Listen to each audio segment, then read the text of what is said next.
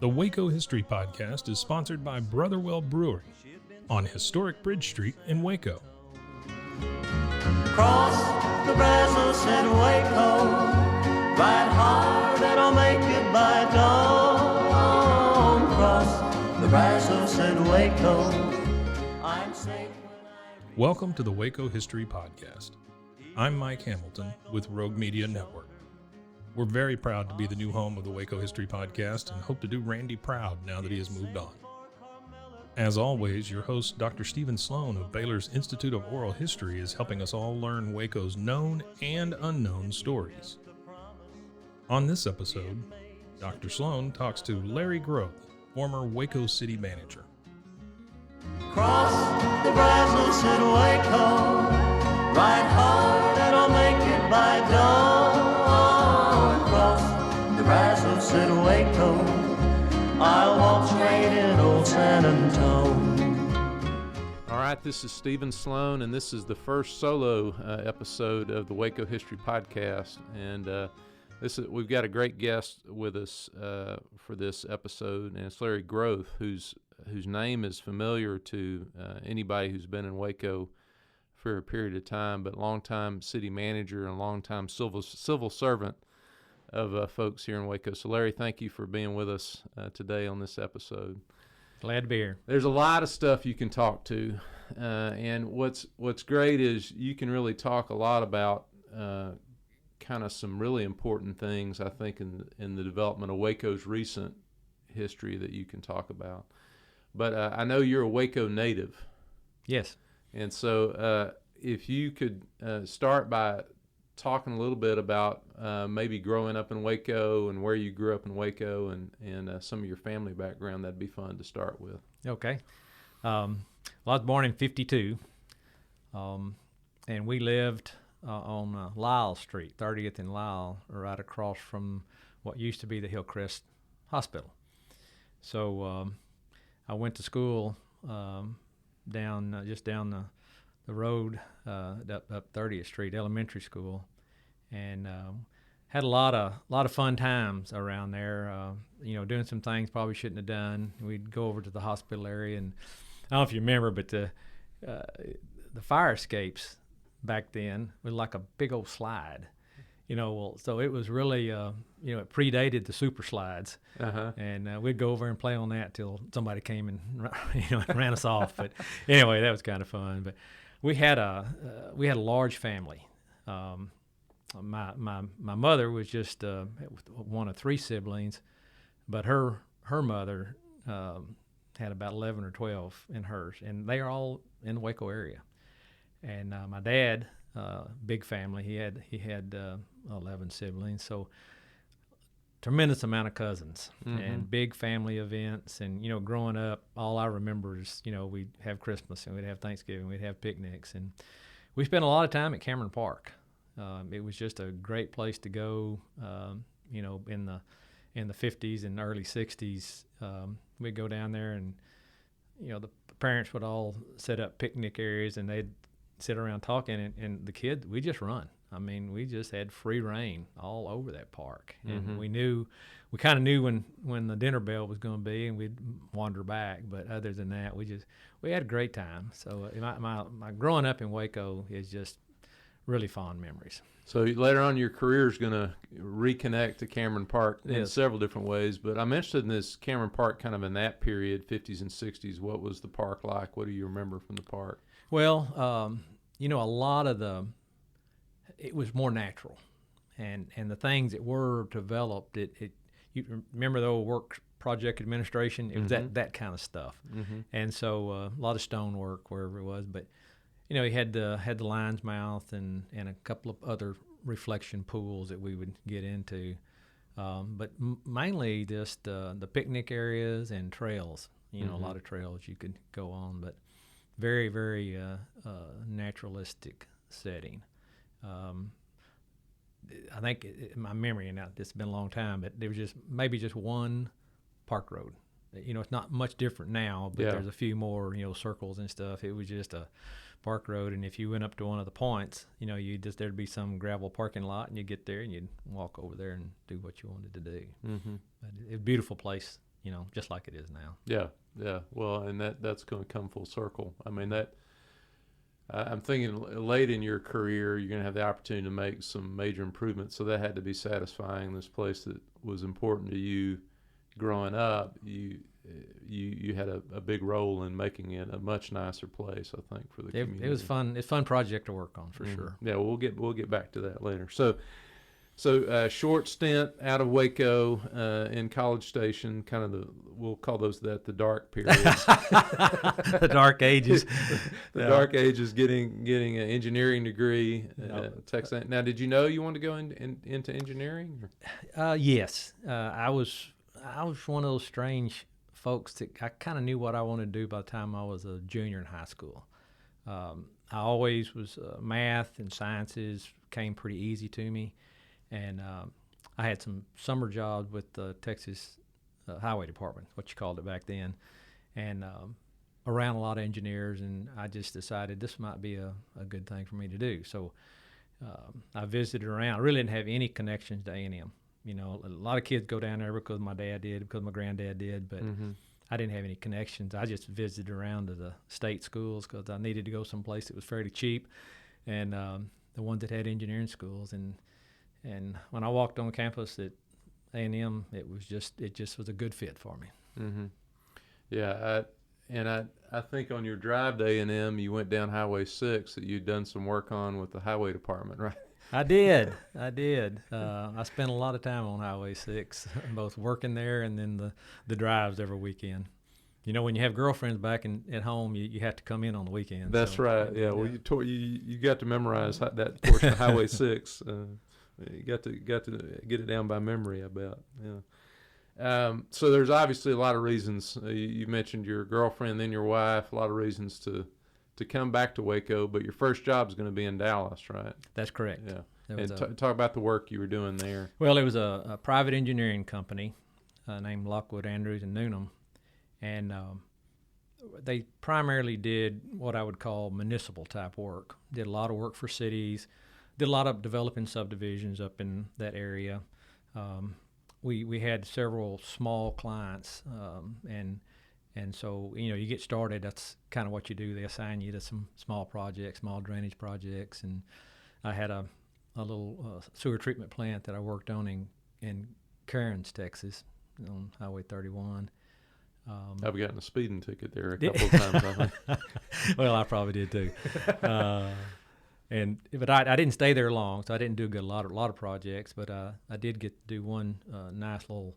It was a new county airport in Limestone County, and we put it out, and it was just a field, and so it was really a great learning project to go from the layout with surveying, getting all the information you needed, design it. It wasn't a big hard design. It was like a big highway, basically. Had some taxiways and a few buildings, but it was a fairly simple engineering project. But when you work with FAA, they, you do all the things you think you need to do, and then they tell you how you did it wrong, and you can correct it to their way. So that was kind of fun, learning my first experience with governmental agencies. Yeah, you were green. That's a big project for I was pretty young. School. Yeah. So it's interesting that you went into kind of municipal civil engineering sort of work. Did you know that's what you wanted to do? You're going to end up building a career kind of in that area. It was interesting. I worked when I was at A&M. I worked for Texas Transportation Institute, so we did a lot of research projects on highway materials and different things like that. So it seemed to just kind of stay together. Then that first job, did have some municipal work. I really didn't have a career plan. You know. It just, I worked and enjoyed work, and when something came up, if it seemed like it was a good thing, then I'd give it a shot. I like new things. I like to learn. And so that kind of brought me back to Waco because the testing company that was doing the airport was here based in Waco, called Trinity Engineering Testing. And the manager, I met him a few times, and he said, "Hey, I'm going to have an opening, and would you like to come back home?" And come back home, it has a nice sound to it. Yeah, it does. I know a lot of people want to just get out and go, but to me, it's always been where my roots were, and a family, and family's real important to me. And my wife was grew up in Lorena, and so she had family, and it was we really jumped at the chance to come back to Waco. Mm-hmm. Yeah, and so that's mid 70s, I think 76. 70. Yeah. Yes, I graduated in 74. I was there a little less than 2 years, about 76. We came back, and I worked there till 1980. Okay, and that's when you're going to jump to the city. But what sort of work were you doing there for the testing? Well, we would any kind of material testing in the building construction industry. So from roads, didn't do a lot of utility work, but roads and parking lots and a lot of building type testing, concrete, steel, almost any kind of construction material that needed some oversight. We did that. Okay. And then that transitions to you starting with the city in 80, right? 1980. Okay. Mm-hmm. And you came on as a city engineer? That's correct. In 1980?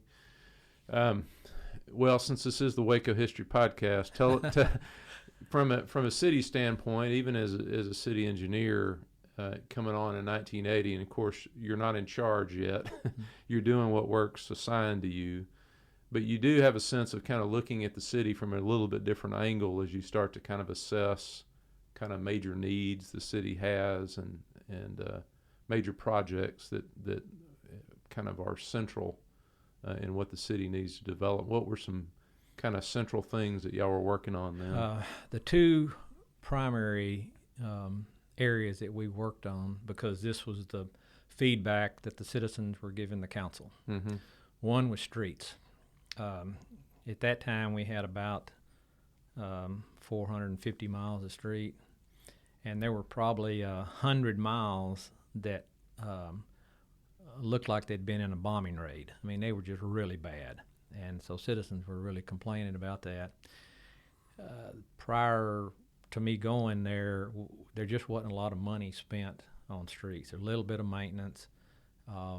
What new streets were built were really through federal projects, block grants, model cities, and that's kind of targeted area, so you really didn't take care of the entire. Now, the good news was most of those streets were actually built in the 50s and 60s, majority of them. Mm-hmm. And we used a thing called cement stabilized base, which is very, very strong and lasts a long time. And so by the time I got there in the 80s, they had kind of gone through their life and they were starting to come apart. So streets were huge. Mm-hmm. And I spent a lot of time developing plan to how to attack that overall problem.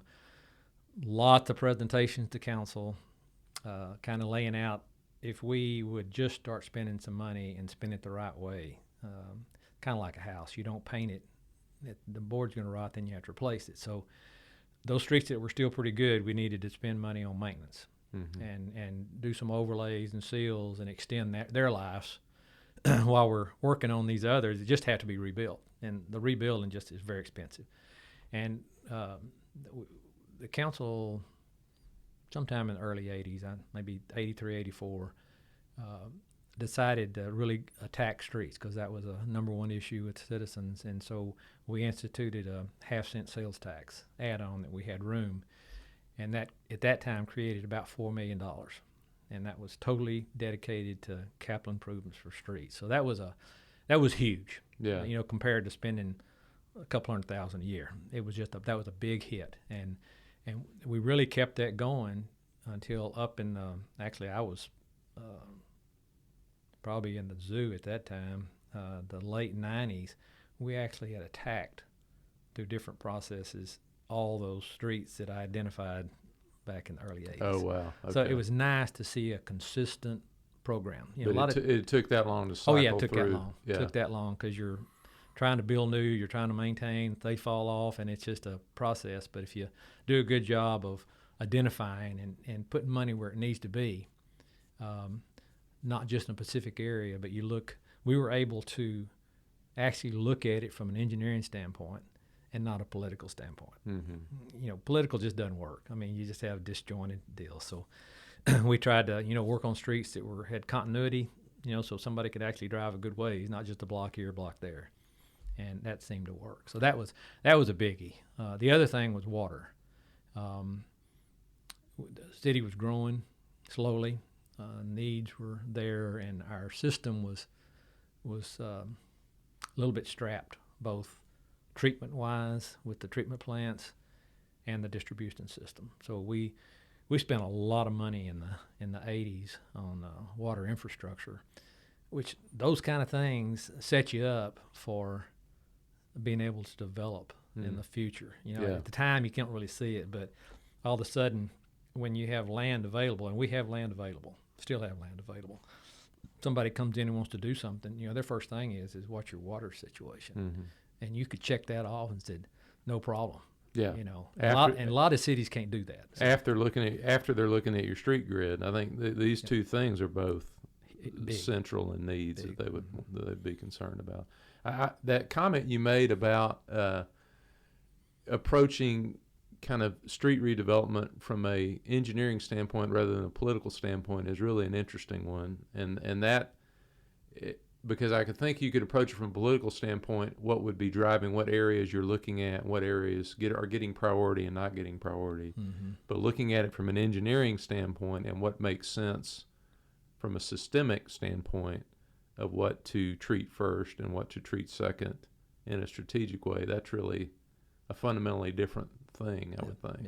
But it makes a huge difference and when you look at it from that standpoint. Yeah, that's interesting. I want to bring in the river, because the river is, we have an oral history that you conducted with Kevin Tankersley a few years ago, and I'll give Kevin a shout out to thanks for doing those interviews. But one of the things you talked about a little bit in that was kind of the state of the river when you came on as a city engineer. And can you talk a little bit about that? Yes. Cities were developed around rivers. I mean, that's just, you look at any big city, there's a river going through it somewhere, some water body, because it was necessary for a lot of reasons, transportation, water use, whatever. And Waco was no different. But then through time, probably, in the 70s, Waco kind of turned its back on the river. In fact, it almost became a dumping ground. And there was a lot of development along the river that wasn't good. It just wasn't good. And I always felt like that the river had to be the heart of the city. We don't turn our backs on it. And early on, luckily, I didn't come in and change the idea that we need to do something. There were some other people in the community, in the city structure, thinking about how can we maximize the river. What can we do? And so early 80s, we started doing things. Probably the first that I worked on was Indian Springs Park. Before we developed that, and city owns quite a bit of land along the riverbank, so we can, when you think about Cameron Park and then down to 35, and then Baylor takes over pretty much on down. The east side, we had some on the east side too. We have some facilities over there. And so in a lot of ways, we could kind of help facilitate development along the river, but we needed to do some cleanup. And that park was really a good start. And also worked on the suspension bridge. Suspension bridge had gotten kind of bad. The bricks underneath the support, the towers, water was coming through it. I don't know if you want to hear all this, but there was one interesting little thing from a historical standpoint. The suspension bridge, it was built back in 1870 or so.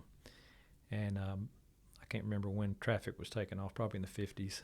It was later than you would think. They still had 60s. Road traffic. I think it was late 60s. Late when 60s. they switched off. So by now it was off, but I could tell that structure was deteriorating. One of the reasons was because from the dump and everything, dirt had gotten down and actually covered up the bottom. And the city is sitting on some Austin chalk, which is kind of hard, and then there's generally a layer of gravel above that, and then goes up top. So, well, any water runs through that gravel layer and goes into the river, and that's one of the reasons it was so called Indian Springs, because there were some springs along there. Mm-hmm. The bridge was built with the people that built it. I mean, it's interesting how smart people are that develop that kind of stuff. Mm-hmm. They knew they had that water problem, so they put in like a French drain upstream from the tower that was an archway, a brick archway that went along it like this, along like a parallel to the bridge, and then turned and went across behind the tower. Mm-hmm. That had all been covered up. And so water coming in wasn't able to get out like it should have been, and it was going through the tower. Okay. So we found that thing, and I went down one day after work and had some old sharks and stuff, and once we got it enough where I could crawl in it, I got on my belly and I crawled in because I wanted to see where it went, and it got down to the end, and then I could see it turned, and I could see the bricks all had slits in them. You know, they kept the bricks apart so water could come in. We got that cleaned out. Now if you walk down there, you can see that little archway, and you see the water running out. And Yeah. It runs constant. Well, that was what's coming to the tower. Once we did that and opened that up, the water through the tower just dried up. So you're talking about along the river walk there where you see the slotted, Right. that area with the slotted, that's the water coming down through. Coming down through there. Okay. And is that spring-fed water? That's spring-fed water. Okay. Yeah. Yeah.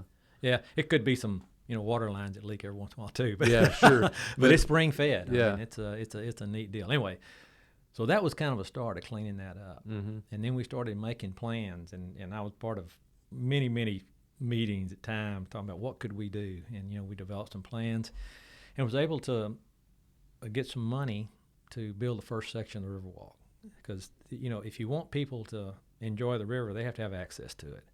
So it was our goal to build a continuous loop, and I think there's still a couple of sections left. But It's getting close. We've been pretty consistent on building that, and I hope they continue doing that. I mean, you can get from the stadium down to the. I mean, you can get down through most of it. You really can. Yeah. That development down along the river. You mentioned earlier that you felt like the community had kind of turned its back on the river. Was it because of the flooding threat, you think, that led to not wanting to develop down there? Or No. Why did Waco develop this relationship with the river that was different? I think, downtown was in decline. Yeah. For a lot of different reasons. And developers were just looking out at that great land to the west, and you just started getting that urban sprawl and all the businesses that used to be down. I used to go downtown when I was a kid. That's where we shopped. Yeah. Well, they all moved out to these malls that were being built. That was the new thing. That's what everybody was doing. And so you just started going out there. Obviously, there was a tremendous amount of residential development happening, and retailers like to go where rooftops are. Mm-hmm. And so I think it was a combination of things. Yeah. And in the meantime, it's just kind of left go. And really the city community and the city fathers that decided to try to build that constant level lake, Mm-hmm. that was a very smart thing. Yeah. Unfortunately, it didn't work good for a long time, but that was really kind of the start of at least giving people an opportunity. If you're going to develop, you gotta be able to have confidence that lake level is going to be pretty much the same. Obviously, heavier rain events, it's going to go up, but for the most part, it'll be there. And with the flows that come in, without some kind of a dam, it's just low and up and low and up, and it just was pretty difficult to attract people to develop. Yeah, I want to talk about that because some folks listening may be new to Waco and may not realize it's Lake Brazos, Lake Brazos. right there. Yeah. And that's because there's a low water dam just to the south of La Salle, the bridge over La Salle, and that the original version of that, it's a different dam, was a 1970 bond issue, right? That's correct. But there were problems. So problems. you can tell me what the problems were. Okay, before I get to those problems, Yeah. that 1970 bond issue was huge. If you go back and look at what the city did with that money, from that dam, convention center, just a lot of huge the highway system was improved. So they spent their money well, and they spent some money on the dam design that just didn't work. Works a lot, and they're still the same. It's called a drum gate, where the theory is these drums go down into a cavity where they can fall down when there's really high water, because you got to have volume for the water to pass so it doesn't come up. And you've seen pictures of water flooding all East Waco, even across on the west side too. Just water was everywhere. So you got to be able to get rid of the water. And so these gates would be up to raise the lake to about an elevation of 376, I believe, at that time. And then when the heavy events come, just the pressure of the water would force the gates down and let it pass, and then it's supposed to float back up. Had some seals on it. You could actually pump air underneath, and that's what lifted it. Okay. The problem is the seals have to be good. I mean, and with the kind of stuff that comes down the Brazos, the debris and everything, it just was difficult to keep those seals really against a drum that was shaped like a half circle. I see. And it was pinned here, and so it goes up and down. And we did, I'm thinking it was a little bit before my time, but I wrestled with it too. Yeah. When I first got there, just trying, we had air compressors, and you can't imagine the kind of stuff we'd be down there trying to blow those things up. Because what happened is they would go down in a big event, and you couldn't get them back up. We would actually attach and put chains on them and pull them up with bulldogs. I mean, you can't imagine. It was a real bear. And that's down in that area, right? Yeah. Later. But it was tough, and it wasn't going to get any better. Yeah. We did a seal project to replace it and try to make it, but it still failed. So at that point, it was decided we just need to go to a different type arrangement. Yeah, and so before this, folks who've been around Waco would know the river would get pretty low at times coming through town. Absolutely. Or as far as so you would have a lot of river that's not river right now. And and the bad part about it, if you just have a natural stream that goes up and down, you have vegetation, and it doesn't look that bad. When it's up, it covers it up, but when it goes down, our problem was once we kept it up a while, everything died. So when the gates went down, then it just looked like a mud hole, and so it wasn't real attractive. It's hard to get somebody to invest money, beside a mud hole. So we had to do something. Yeah. So ultimately, and this is skipping ahead a bit. Ultimately, what was the fix for that? Well, the first, we're on our third generation of the dam. The second generation, 84, 85. We hired a firm actually from Chicago that were just worldwide renowned engineers for dams. They came in and decided they could take those, keep the front of the drum gates, and then actuate them with hydraulics. So put big hydraulic rams. I mean, these things were huge. The ram prop was probably about 6 inches. They were about 14 feet long in housing, so they could shoot up. We put 12 of them on each side, and they said it would work, and we spent some money on it, and I'm not a dam engineer, but well, somebody may think that. Maybe I was a dam city manager, but anyway, it just didn't feel right to me. Yeah. You learn things through your career. I was still relatively a young engineer, and I worked with them. So I take some of the blame because I felt there was going to be some problems. It seems like the amount of pressure, is it just the amount of pressure that? No, pressure, we could actually, the way it was designed, 10 of the 12, you could have 2 cylinders go out and it'll still raise the gates. Our problem is they're twofold. One is debris, that same debris coming down. Yeah, still an issue with that. And and it would go in there and it would get down because there was a big cavity down in there. The gate still had to drop down, the cylinders had to drop down, and stuff would get in there, get wedged, hurt the cylinders. But the biggest thing was corrosion. That's the the Brazos has, some of the salt fork of the Brazos comes in there, so the salt content's pretty high. Mm-hmm. It's an extremely corrosive environment. And we started having corrosion almost immediately, along with the debris. So we started having problems, started having leaks. And 100 years ago, people may have not cared about somebody dumping some hydraulic fluid in a river because they dumped everything else. But you don't do that. I mean, that's just so. We really had some issues trying to fix that thing, and I spent a lot of time down there, along with a lot of other. We had a lot of city people going down there trying to work on it, and crews, and it just we'd get it up and fix this, and we try to fix that, and it became apparent that long term that just wasn't going to work. So we need to do something different, and that's what we did. Yeah. So when was the third generation or the third? Sorry, I'm testing your memory there. That's jumping ahead quite a bit. Yeah, that was 2004 or 5 maybe. Okay. It was in 2000 something. But so we hired another group engineer.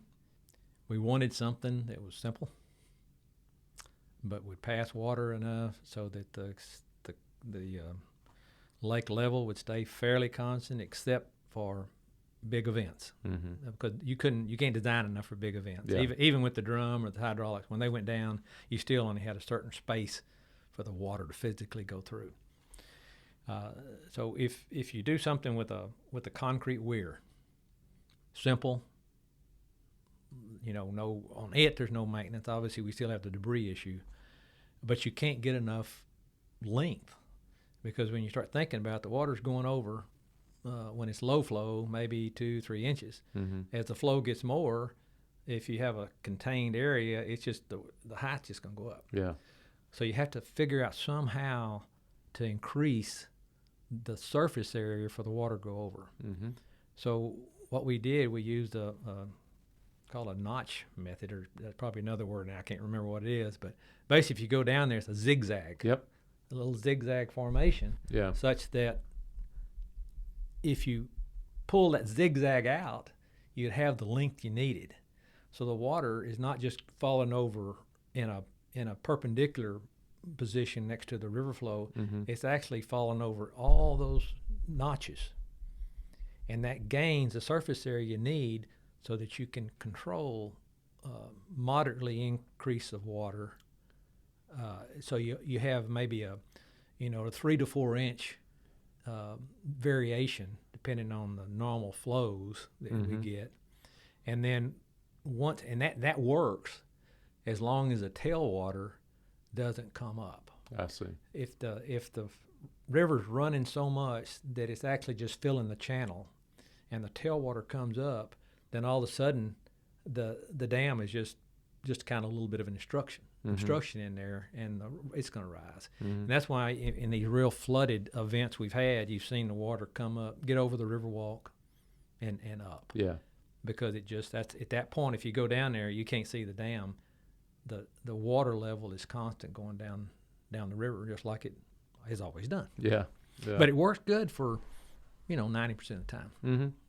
The only problem we have now is the debris comes down. You go through these droughts, and all these trees that are along the river, they die, even though the river's there. And then the first good rain you get, they just fall over. So you have these huge trees floating down the river, and they get caught. Well, you'll hear a helicopter every now and then down there clearing the debris off the dam. Yeah. And we did a lot of testing with that in some hydraulic places where they can build 10th models and stuff and put debris in it, and generally the test always showed as the water rises, then the debris with just the old trees and stuff should float over. If you just have a branch or even a big tree, it's fine. The root balls, when these trees fall over with root balls, that's what gets caught. I see. And once it gets caught, then it's like the old domino effect. They just start building back, and that's when we really have the problem. Yeah. But we still, even with that, we're so far ahead, and very seldom do you drive by there that the level's not pretty much where it needs to be. Mm-hmm. So that was a success. Yeah, well, and it changed. I mean, just the successful implementation changed the whole look of the city. I mean, it really did. Yeah. Because as you said, that the river ought to be the center of the city. It is. Yeah. Yeah. And, we start picking up some pretty neat things. I mean, obviously, Baylor has done a tremendous amount of development along the river. Mm-hmm. I mean, I don't think most people in the community really appreciate the impact that Baylor's made. And that's coming from an old Aggie, Yeah. But they, the improvements that really face the river and use the river as a backdrop all along the west side, and then the stadium, just huge. If the river wasn't pretty well constant, I'm not sure that any of that development may have occurred. Yeah. So. And I think it's fueled other developments because I've thought about that before. Just capital investment along the river has just been a challenge for a long time for the city. People putting money into places by the river. Well, I want to back up because we got ahead of ourselves a little bit there. And so you were talking about water distribution in the city, working on that, kind of building an infrastructure that was a little bit outdated and improving it, working on streets and getting those improved as well. You were also working on the old zoo, which this is going to lead into another part of your career, but I don't know on the podcast if we've talked about the old zoo yet. Folks are familiar with the Cameron Park Zoo, but I think it was the Central Texas Zoological Park was the original something like that. Name for it. Yeah. But tell us, folks that don't know what I'm talking about, what that was. Well, it was located out near the airport, and it actually was a private zoo.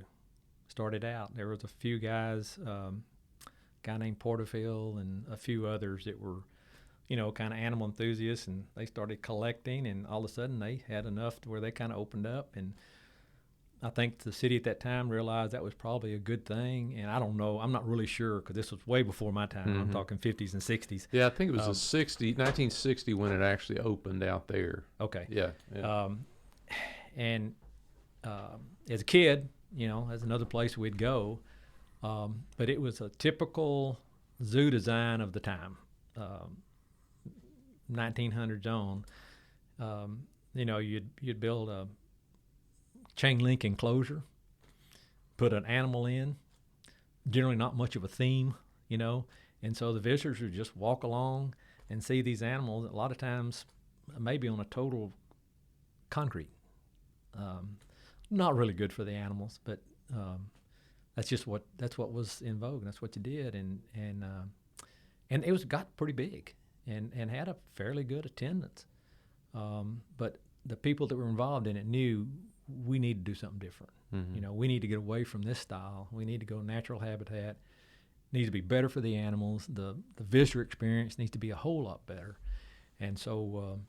They started working towards that goal, and had a lot of pretty good folks working on it, that's what it takes. I mean, anything gets done, you can always go back to some drivers that either have the resources or have the know-how or the connections, and don't mind being defeated a few times. That just keep working and working. And so. The city took it over. I'm not sure what date that was, but so it was a city facility, and they tried a city bond issue to build a new zoo, and it failed. Kept working on it, and got the county to agree to do a countywide bond issue, so the cost would be spread out more, and it passed. That was in '87, maybe '88. And at that time, by then I had some involvement with the zoo because, zoos have a lot of water and sewer issues, drainage issues, and so from an engineering standpoint, I'd go out and try to help what I could. That had to be a big issue with the zoo. Yeah. The sewer system was old, and zoos put out a lot of waste. Yes. Elephants, you can just imagine. But anyway. So I got to know most of the zoo folks then, and so when the bond issue passed, we hired a zoo design firm out of New Orleans to design it, and we went to Cameron Park down where it is now. If you see it, and that was an area that Cameron Park that really wasn't being utilized, and so we have about 50 acres carved out, and I was lucky enough to work with the design firm and kind of did all the construction administration. Did this design firm do the New Orleans Zoo? Did they work on the? They worked on some of the. They worked on a lot. Okay. But they were well recommended. Yeah. And I think they did us a good job getting started. We just had a limited amount of money, about $10 million, which sounds like a lot, but when you start thinking about starting from scratch. Yeah. And so it was kind of a challenge to build, because you got to get the infrastructure in for future. And so we started out with not a lot of animals, and so that's always been the kind of the goal from then, just keep increasing. But it was just adding habitat and new animals, and of course that's, I guess, to build visitorship you need that anyway. Yeah. You got to have new attractions. We'll talk more about the zoo later, because earlier you were talking about. You said I was in the zoo by that point, which is, if you take that out of context. Yeah. I knew what you meant when you said that. But one thing I want to talk about from your city engineer days is the Austin Avenue Walking Mall. And we talked a little bit about kind of Waco struggling during this period. I'm thinking that's why, the bond issue is big. That's why even this half-cent sales tax increase is big, because generating revenue for improvements was a little bit of a challenge during this period of Waco, because you've got suburban areas, it seems like, that are growing, but you're challenging to continue to build your tax base and things like that. And Waco had to be a challenge. But one attempt to kind of revitalize downtown, we've talked about the tornado on the podcast. We've talked a little bit about urban renewal on the podcast, and what had happened to downtown. There was this attempt to kind of revive some of the older businesses and do I think a model cities funded, or I believe so. Did a pedestrian mall. Okay, so tell us about the pedestrian mall. Well, I wasn't around then. In fact, it was actually done when I was down at A&M. Okay. Early 70s. So I wasn't part of that. In fact, I wasn't even living here then, so I really didn't have any memory of. I don't have any memory of drilling, but my understanding is that businesses were closing, people were leaving, wanted to track them down, and so some cities had used pedestrian malls as a way to attract people back and keep the businesses there. And so there was a lot of money spent, taking Austin Avenue, out, which was a main street, really. That was the drag. That was the drag, yeah. I did the drag a lot when I was in high school. But anyway, it just didn't work. And it may have, had it been done earlier when it was still vibrant, but it's not a fix. It turned out to be not a fix. At the time everybody was doing it, it looked like it may be a good thing. So we spent a lot of federal money, the city did, putting that in, and businesses kept leaving. People didn't like, Waco's still a town where you want to drive up close and park and not have to walk very far. Another story I'll tell you sometime about, we did a Baylor parking study, part of that, and that was kind of interesting how students move. But particularly when you want to kind of move, want to change the way Baylor looked on the interior, move things out. Yeah, well, there's that tradition. We're on campus recording, and there's that kind of long history of streets closing on campus. And that means the students have to walk further and further, and they really like those close spots. Anyway, people like that, and that's just trained, and it's just a culture. It's changing now. People are, I think, it's this whole concept of walking, riding bicycles, and it's just the culture's changing. So that probably might not have been a problem now, but anyway, they built it, and people quit coming down even more, and businesses kept leaving. And when I started in 1980, I tell this story because it's so much different now. I worked at City Hall. There was nothing going on. I mean, all the area around City Hall was just dead. Empty buildings, empty warehouses. The pedestrian mall was there, nobody using it. If I worked late, I'd walk out to get in my car, and I would be the only derelict around. I mean, there wasn't a car. I couldn't see a car for blocks. It was just dead. And now with the transformation, you can't find a parking spot. Yeah. That's to me, that's the biggest contrast that people now that didn't see it back then don't realize how much it's changed. Yeah. I can. So anyway, it's just different. But that's the way it was. And I'm thinking in the mid 80s, there was an effort really led by the community, led by the remaining the ownership of even vacant buildings. They wanted that mall gone and turn it back in, and luckily we were able to. There was an assessment. I mean, they actually stepped up to the plate and paid part of the cost. The city paid most of it, but they paid part of the cost. And we went back in and took that out, turned it back into a drive-in with on-street parking, improved the sidewalks, and put in street trees, and it really turned out to, I thought, a really nice design. Well, it's the main street again. I mean, so just because folks to visualize it, I thought, was it 4th, or did it come down to Alico building? It went the pedestrian mall went from 4th to 9th. Okay, 4th to 9th.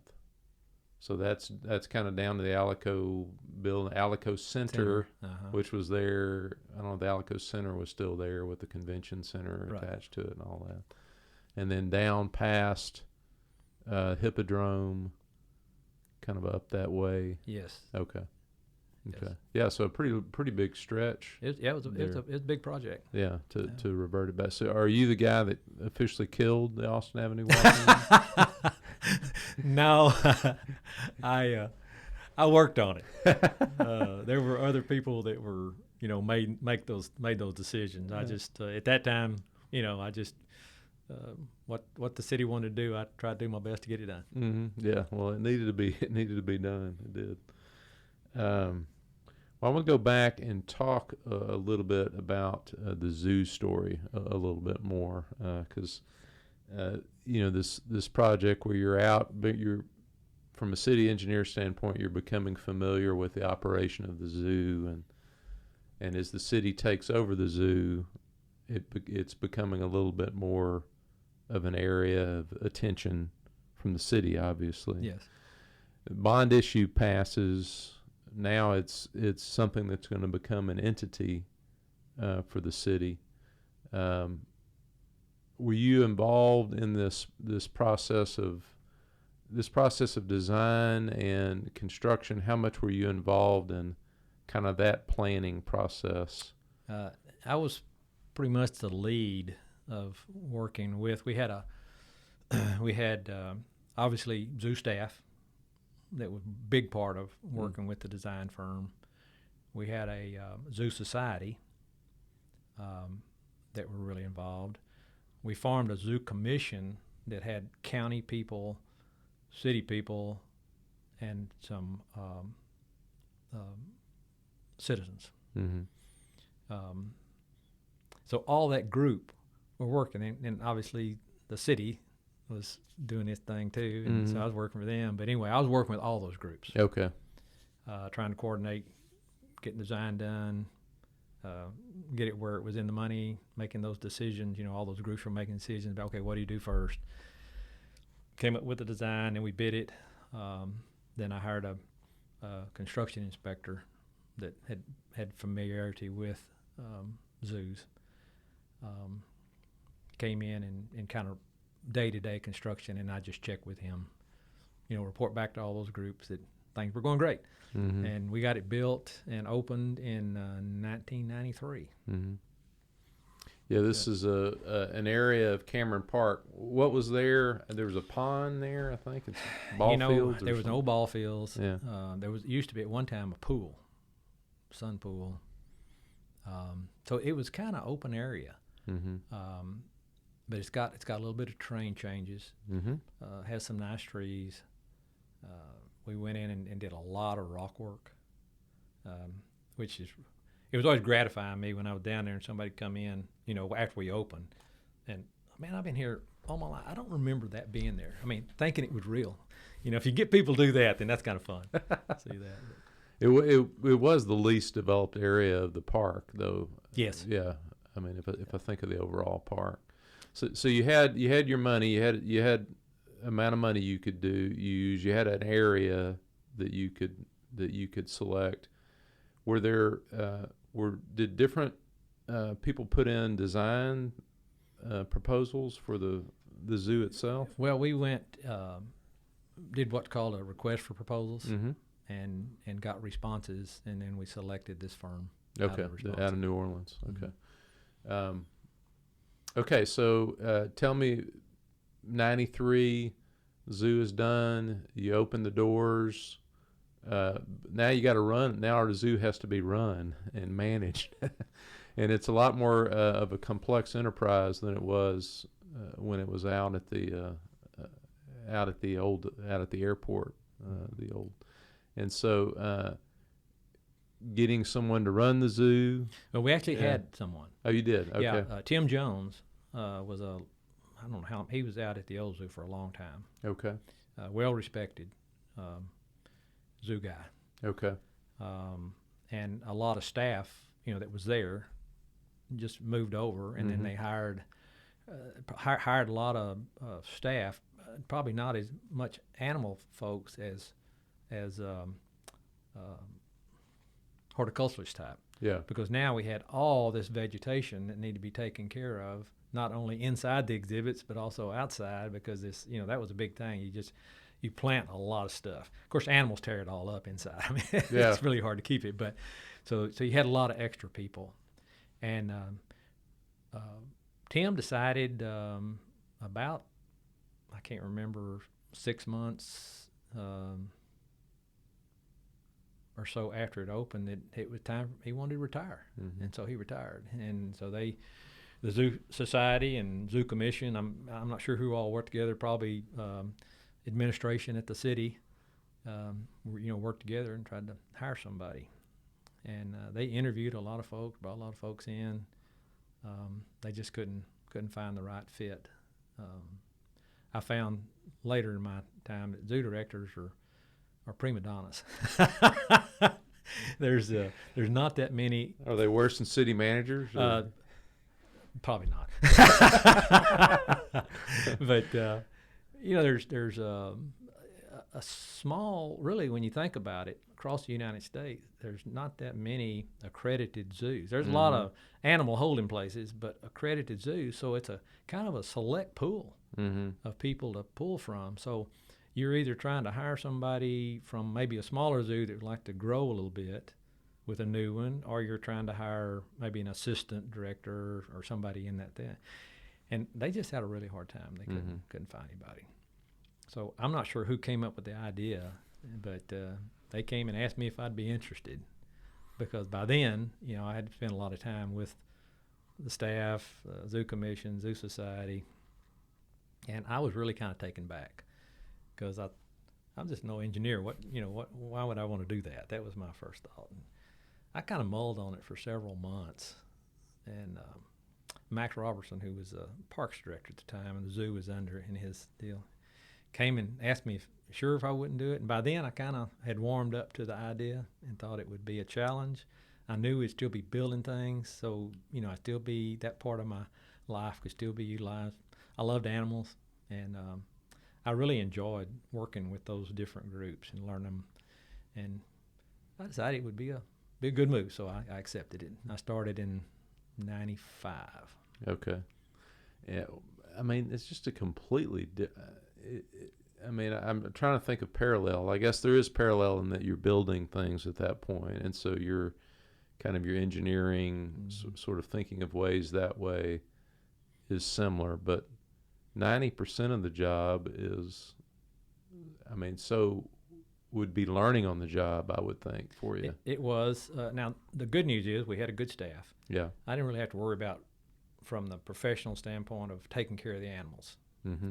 You know, I was just more managing people. Yeah. And I'd done that. Yeah. So, you know, just different, little different style of people. Probably the biggest change really was, and I'd already, you know, I had experience working with council, so, and the commission and the Zoo Society, but working with a larger interest group, because there really is a lot of interest, and there was still a lot of interest, but a lot of interest in the zoo, and trying to kind of listen to see what they wanted to see next and what we might do, and work that out. And then fundraising. That was a big. I'd never done fundraising before, Mm-hmm. and so I had to kind of learn the ins and outs of how to do that. And how'd that go, fundraising? You know, it's tough anytime. Mm-hmm. I mean, everybody's out wanting to, you know, so you just gotta figure out interest of people and try to match, you know, their interest with maybe something you might need. Obviously, you got to figure out who's got resources, who doesn't, Yeah. who's willing to share resources. Mm-hmm. And luckily, Waco's a pretty generous town. Yeah. And so we were able to do several projects when I was there. And I also think you're also competing against very established entities that have old relationships with people that give. Yes. You know, you got Baylor here, Right. you've got other entities that you're competing against. But to what's drive good those about funds. that is a lot of the people that give to Baylor or gave to Baylor, they had interest in the zoo too. Mm-hmm. And of course, they had to share their stuff, but it's just, you know, people here that have resources and are willing to share. I've just always admired. Mm-hmm. Well, it's a wonderful zoo. I mean, I think it's turned into a great project that it has had to have exceeded what y'all thought it would be, just because I talk to people from out of town now, and they talk about the great zoo we have in Waco. But what were some projects from those years that you're especially proud of? In my time? Yeah, in your time there. Probably the lion exhibit Mm-hmm. and the herpetarium. That was the two primary large projects that I worked on while I was zoo director. Mm-hmm. And those were added after the initial. So those aren't there in '93. No, those were add-ons. We also built a playground. That was actually one of my first projects. And I just, you know, it wasn't animals. Mm-hmm. And so, you know, there's some folks that, man, we need animals. Yeah, we need things to hold people there. And nothing better to hold people there is you build a playground and the kids are out there playing, mom and dad sitting there. And the longer they sit, you know, then they're going to have to get something to drink or get something to eat. Mm-hmm. And it's all a matter of capturing time. Mm-hmm. And so that was kind of a fun project. Yeah, right across from the turtles. Right. Yeah, and there's restrooms there and kind of a shady spot there. I think I know that well from taking my kids Yeah. over there. So I can hear from the way you talked about it, you came to enjoy being a zoo director. I did. Yeah. I really did. It was, you know, I've been fortunate enough. I've enjoyed every job that I did, city and before the city.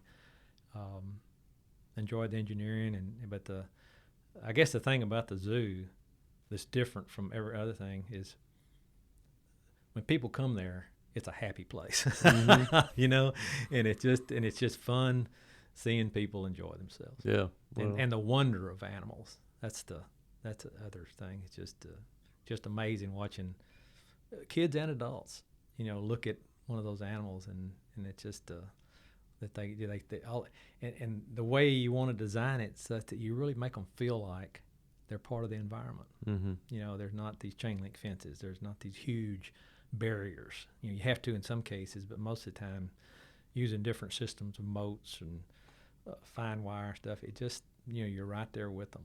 Yeah. And it's kind of neat. When it's this immersive environment that Yeah. that they didn't have out at the old Right. airport. Right. Yeah. You mentioned the animals, and I know day to day you're not working with the animals, but are there some memories you have of interacting with the animals that were special to you? Probably two stand out in my memory, and one of them is sad. We had an elephant die, and she was getting, she was just getting where she couldn't hardly stand up, and we'd go get called at night and go and lift her. We had a harness and lift her up so she'd get up so she didn't put pressure on her lungs, and we did that for a long time, and she finally just gave out. And just looking in her eyes, it's just like she just conveyed it's time. And it stands out so much because I still get a little emotional about it. Watching the people that worked with her so much. You lost a family member. It was just a real emotional time, and interesting watching how close those keepers and supervisors get to various animals. So that just stands out. Now, that's not a real happy thing. Yeah, no. But to me, it was a great representation of the commitment that zoo people have to the animals they care for. Yeah. The second is watching a giraffe birth. It's unbelievable. I grew up. My dad had cattle, and dogs and cats, and I've seen so many births of different kind of animals. But giraffes are just different. Yeah.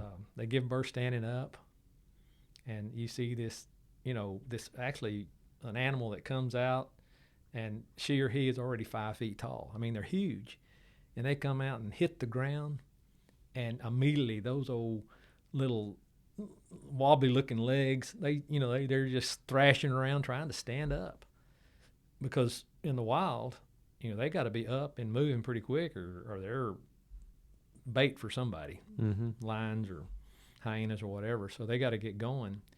And the neatest thing is watching the mother. Once the baby stands up, she'll reach back there and knock it down, so it'll stand up again. So it knows how to do it, and then they're up. And and they're so big that it's just remarkable. Yeah, that was a fun experience. That's amazing. I've seen giraffes in the wild. I've been fascinated by how they'll drink from a stream. So I can't imagine giving birth. What that sort of experience must be like to see something like that. I think about projects you've worked on, civil community projects. And you've done a lot that's contributed to the kind of the well-being of the city, but with something like that, you get to see people enjoy it. Yes. In a way that you don't normally get to do in your job. So that had to be rewarding. It's fun. And for your kids to come to work, come see Dad at work, that was kind of fun too. Yeah, it was a little more interesting than coming and looking at engineering drawings.